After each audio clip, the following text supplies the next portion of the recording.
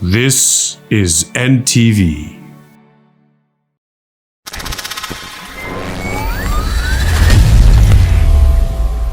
Iran's parliament has voted to close the strategic Strait of Hormuz following these strikes in retaliation for the recent U.S. airstrikes on its nuclear sites.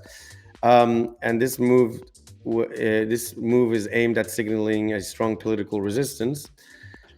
Though the decision is non-binding and final approval rests with the country's Supreme National Security Council and Ayatollah Khamenei, the strait is vital, carrying around 20% of global oil and gas. Yeah, we mentioned this in a previous ENDstream. You brought this up. Yeah, it's at least 20%, and that impacts like Chinese manufacturing as well. Yeah. And it's pretty scary, like what impact it could have on oil prices globally, right? Like and everything else that comes with it, like snowballing. Yeah, and like this closure, even as a threat, has basically sparked the sharp rise in oil prices because of like predictions already, and the serious concern among global leaders. So while Iran may use this as political leverage, again, what does that remind you of? Who? President Trump, right? Analysts stress that a full shutdown could backfire economically on Iran and provoke international military and diplomatic backlash. I mean, you have to look at it from this perspective where it's like, you know, Iran has certain cards on the table, right? And so they have to work with what they got. It's not a question of like taking the side of Iran. I'm just saying this is one of their cards. So obviously they're going to play that card. They're going to say, well, you know what? Okay, you're coming at us and da-da-da-da. Well, we're going to close that because sanctions. We're going to close. Just out of the only thing out of interest with this, in my view, is like, why didn't they pull this card earlier when they were getting all the sanctions being dropped on them? Because that would have made more sense. Why now? Yeah, you would think. So again, it shows you like, is this like at the end of the day, the interest always lies on the power brokers and always the people who are actually benefiting, I should say, from making money and all these deals, especially oil. And oil is very strong in terms of like within the arms trade dealing as well and all this stuff. So. Yeah, and trade routes as well. Like for example, those pirates like blocking. Oh right, yes, the pirates, the Houthis, and what is this? We have here a video. So this is the Strait of Hormuz. And of global liquefied natural gas flows through as well. Most of it goes to Asia, including China, India, Japan, and South Korea. If disrupted, it could send oil prices soaring and rattle the global economy. But here's the twist. Iran also depends on the strait to export oil, mainly to China, its biggest buyer. Closing it would hurt its own economy and risk alienating key allies. It goes both ways. And the thing is, try to close these. We did mention that China is very, very concerned because Iran is a big player right now in trade, in a trade route, and specifically to the Chinese Belt and Road Initiative, which is China's big plan. So this is why China obviously is going to have their own vested interests here, not only with the Strait of Hormuz, but in general with Iran, what's going on, because Iran is a crucial component to that initiative, you know. So, and if again Iran, and this is the issue that many people have brought up, because obviously Iran has been always an issue raised as the next place, you know, from the United States that they're going to target.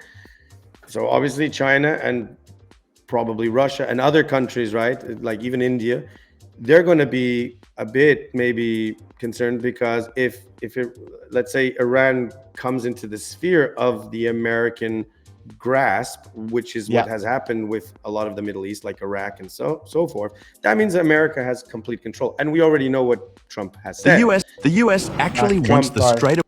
No problem. Yeah. Trump has stated that he never wanted the Iraq war, you know, he was against it, but they should have taken the oil. So this, you know, saying such things like this, you know, the other global leaders, they're going to be taking notes and they're going to be thinking like, wait a second, is this part of their plan? They want to basically, you know, take Iran, and then they want to take the oil. They want to take, you know, all this. So they're going to monopolize it. So obviously this is how other global leaders, these other nations, right, they're going to start looking at this. So obviously China is going to have a vested interest in a major concern.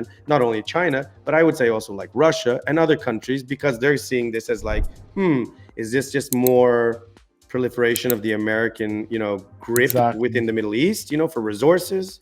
So, and there could be a lot of interest, like oil politics. So if the price of oil goes up, then American oil companies that let's say extract oil from, let's say, the Middle East, like if their oil prices go up, they could make more money. Now it depends.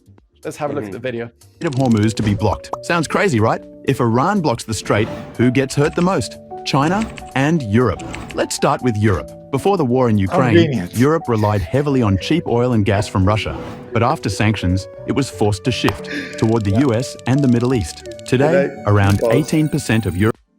Oh my God, it's just like, for any European who's watching right now, it's like, if it wasn't bad enough that the Ukrainian conflict already caused gas prices and stuff, like now you're getting hit by the oil price. It's like the cherry on the cake. Every European watching this is going to be like, oh my God, this is what we have to look forward to. What is going on?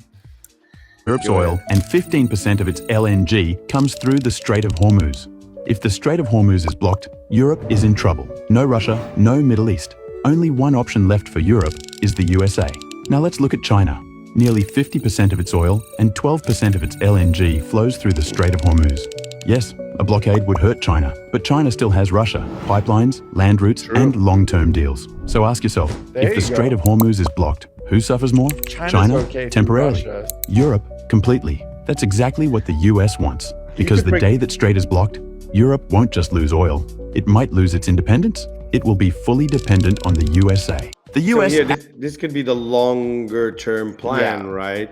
Because already has been stated, especially by Trump himself, that they can become energy sufficient, right? Energy sufficient. They don't have to be energy dependent. So they can be, that's why they want to frack. They have enough, they have the capabilities, right? To be dependent on themselves. They don't have to be even dependent on Saudi oil or stuff like that. So yeah, at the end of the day, is this a long-term plan to bring, again, dependency for Europe? And then it's like, this is crazy. It just goes to show you that like what is Europe like? I mean, there have been, what are we doing? I do have to say though, there have been European leaders though who have criticized the attacks on Iran. They have brought this up. Yeah. So I wouldn't say it's like a monolithic, overview, but the thing is, it does feel like all these pieces are being shifted into play right here. And so Europe, who essentially is promoting this image of becoming more independent, separating from its entanglement with, the United States because of the tariffs and all this stuff and yada, yada, yada. But realistically, it's just wanting to become a vassal state once more of the big American project, Yeah. So, but one thing to note I wanted to mention is that it's not only oil, it's also natural gas, which is a key route, the Strait of Hormuz, which it exports especially from Qatar, which is, I think I mentioned in the video, the largest LNG exporter. The global trade impact, as we mentioned, the disruption in the strait can cause significant spikes in global oil prices. Obviously, we mentioned that, and threaten energy security. And it's not only China, by the way. This also affects India. The video didn't mention India, but it would also affect India, Japan as well, but mostly, obviously, European countries.